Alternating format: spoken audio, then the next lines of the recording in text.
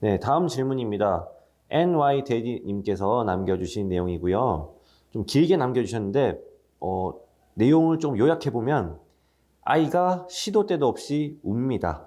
짜증이 나거나 배고팠다거나 뭐 어디가 아팠었을 때는 이해가 되니까 뭐 상황 해결책을 어떻게 해야 되는지 알겠는데, 갑자기 쉬다가도 울고, 센서리를 하다가도 이제 갑자기 웃다가도 울기도 하고, 그래서 약 처방도 받아보셨다고 해요. 근데 약을 쓰면 그 순간은 또 무기력해졌다가 또 얌전해지긴 하는데 약효가 끝나면 또 밤새 운다고 네, 말씀해 주셨어요. 가족도 가족인데 학교가 좀 걱정이다. 쫓겨나는 게 아닌가 이런 걱정도 된다. 이런 말씀을 해 주셨어요. 네, 소장님께서 일단 학교 세팅에서 오래 계셨기 때문에 분명히 이런 상황이 있으셨을 것 같거든요. 네, 조언을 좀 부탁드리겠습니다. 일단 정보가 사실 더 필요합니다. 이게 제가 답을 드리기에 한계가 있어요. 일단 아이가 정말 신경학적으로 이상이 있는지 없는지를 우리가 알아야 되겠고, 혹시 장애가 있다면 어떤 장애가 있는지를 확실히 좀 알아야 됩니다. 제가 가르치던 아이들 중에 우는 아이들은 다른 신경학적 장애나 유전적 장애가 있는 친구들이었어요. 그래서 정말 그냥 계속 울고 있어요. 이런 친구들이고. 근데 행동으로 학습된 우는 행동일 경우에 당연히 중지가 가능하겠죠. 아까 주신 정보에 이제, 뭐, 배가 고프거나 이렇게 우는 상황에서 배고픔이 해결됐을 때 울음이 멈추는 건지. 일단 그것도 궁금하고요. 관찰이 좀 더 필요할 것 같고요. 시도 때도 없이 운다. 저희가 시도 때도 없이 일어나는 행동을 우리는 감각추구라고 가정을 많이 내리죠. 그래서 그 우는 행동 자체가, 자, 감각추구라는 것은 그 행동을 했다는 것 자체로 강화받는 거를 우리가 감각추구라고 합니다. 그래서 아이는 그냥 우는 것 자체만으로 이제 강화를 받는 상황일 수도 있는 거예요. 근데 또 정보가 보면은 잠잘 때 자지 않고 한번 이제 약효가 떨어지면은 이제 울기 시작해서 밤새 운다. 근데 그 밤새 우는 정도가 정말 이제 표현은 그렇게 하셨지만 좀 더 구체적인 정보가 사실 필요하기는 해요. 그래서 이게 어느 정도로 우는 건지, 울다가 지쳐서 잠이 드는 건지, 이제 그런 정보들도 필요하고요. 자, 웃다가 또 운다. 이 정보는 이제 어떻게 해석할 수 있냐면, 저는 아이들이 기분이 우리가 막 좋아진다 그러면은 하이퍼 된다 그러죠.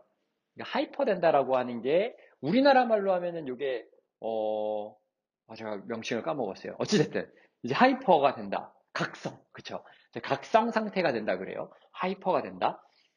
제가 하이퍼가 되는 감정은 보통 나타나면은 하이퍼 되는 감정을 내려야 된다라고 말씀을 드려요. 왜 그러냐면은 아직 특히나 어린아이들은요, 또는 인지가 아직은 많이 발달하지 않은 친구들은요, 하이퍼된 상황에 대한 감정 구별을 잘 하지 못해요. 이 무슨 말이냐면, 하이퍼가 된 상태는요, 기분이 좋아져서 하이퍼가 되잖아요. 이 하이퍼 상태와요, 기분이 나빠서 너무 화가 나서 하이퍼가 되는 상태가요, 공존해요. 우리는 분명히 성인이고 인지가 되는 사람들은 이게 구분이 가요. 감정이. 근데 어린아이들 같은 경우에는 이 감정이 구분이 안 갈 때가 있습니다. 그래서 너무 웃다가도 하이퍼가 되면 우는 상태가 되기도 하고요. 아마 이런 경험을 분명히 하신 분들이 있을 거예요. 막 화가 나서 막 소리를 지르다가 아이가 갑자기 막 웃기 시작해요. 그래서 이런 상황들이 제가 말했던 이런 감정이 사실 공유되는 상태이기 때문에 그래요. 그래서 우리가 항상 하이퍼 되는 것들은, 그래서 하이퍼가 아이가 감정이 올라오면 우리가 당연히 좀 내려앉는, 이게 내리는 방법들이 부모님들마다 조금씩 다르실 테지만 그렇게 내리는 연습들을 하면서 우리가 감정이 올라가지 않게 좀 조절을 해야겠다.